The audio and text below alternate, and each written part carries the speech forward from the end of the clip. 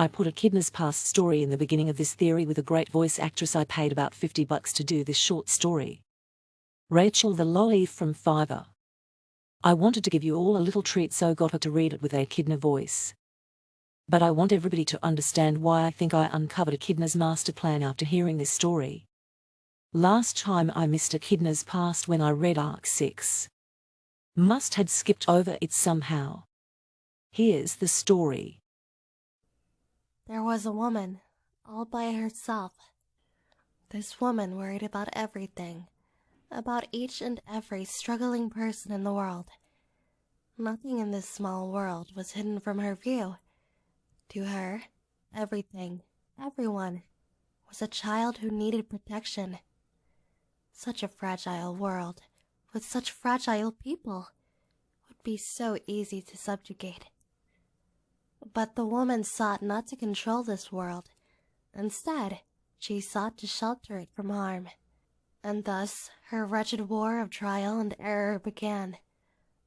But protecting, advising, and saving the entire world proved to be too heavy of a burden, for the woman's lonely hands could not reach everyone.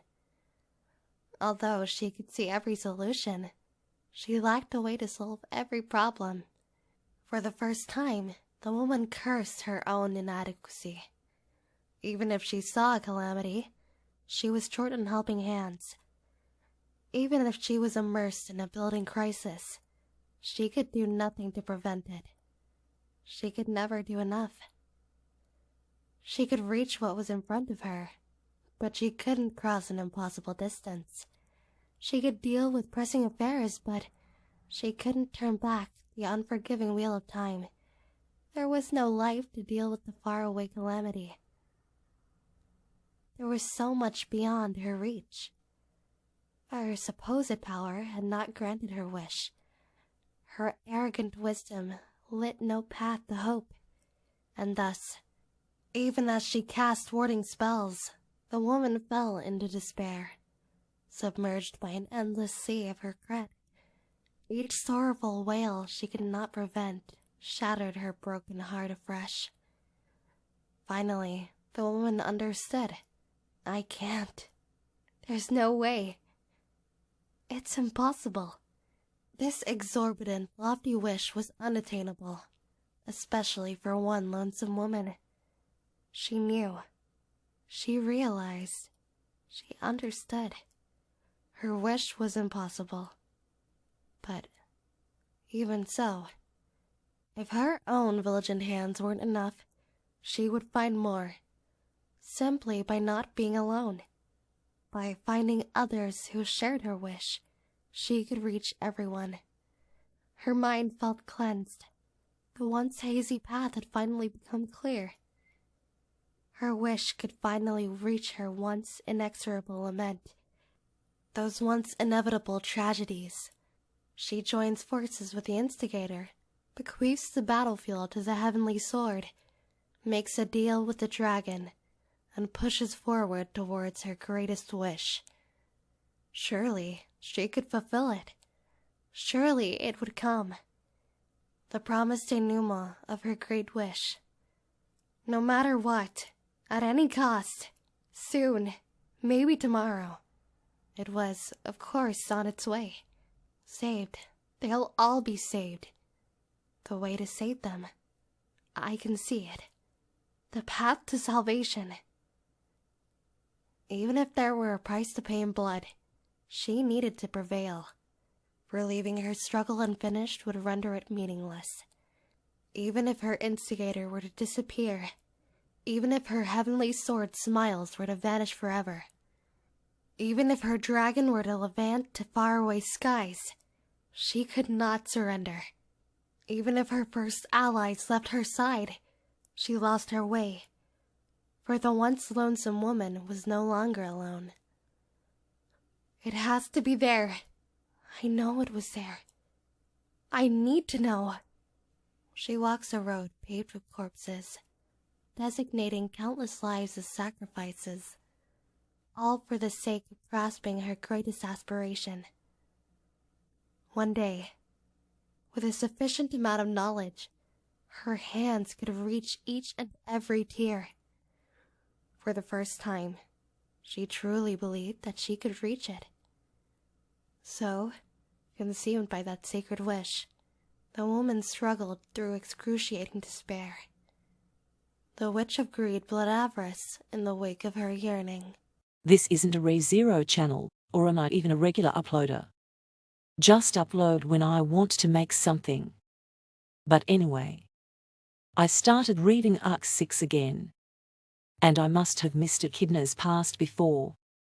I always wondered why they didn't give us her past where we got all the other witches' past stories. I just figured Echidna's past was a spoiler. But just heard it and everything clicked for me. I believe I have figured out Echidna's master plan. And even why she created my Betty, the true purpose for Beatrice being made. But it's just a theory, of course.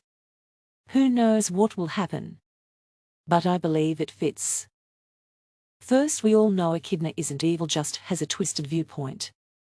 We see she was playing the bad guy with Subaru. And really wanted him to save Beatrice, in my humble opinion. But Betty may have a role to play in her plan in Arc 11.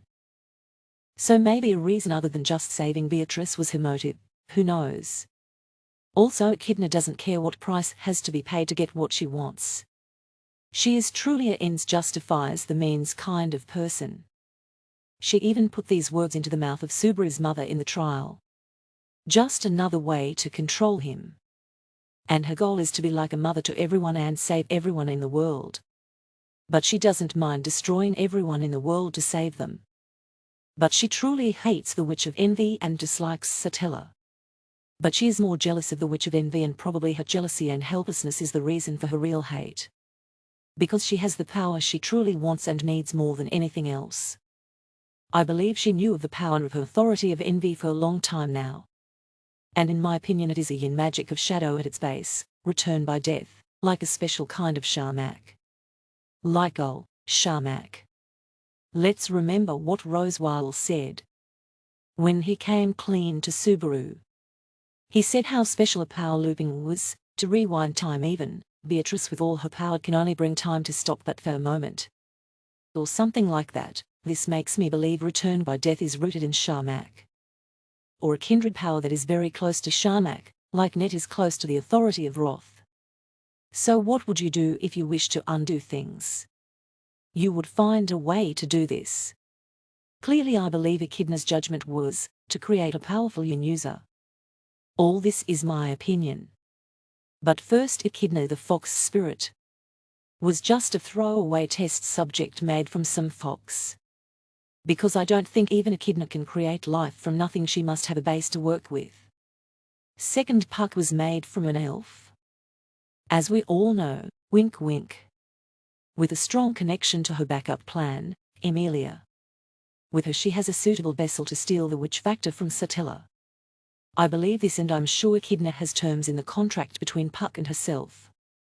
To control Puck when the time comes. Would have been easy to twist her words to fool him and made him forget so he can't figure them out. And he must have been in a bad spot to even agree to do this. Clearly he was thinking of her. Maybe he was dying.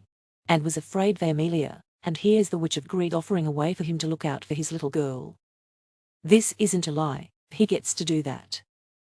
But what about in the end, as the Witch of Sloth said? Laugh out loud. 100 or 400, who cares? It doesn't matter how long Emilia was asleep. I'm not the first person to say she probably don't know what she's talking about the ahead. I would bet on 400, but the point is this is the way Echidna plans to use the authority of envy one day.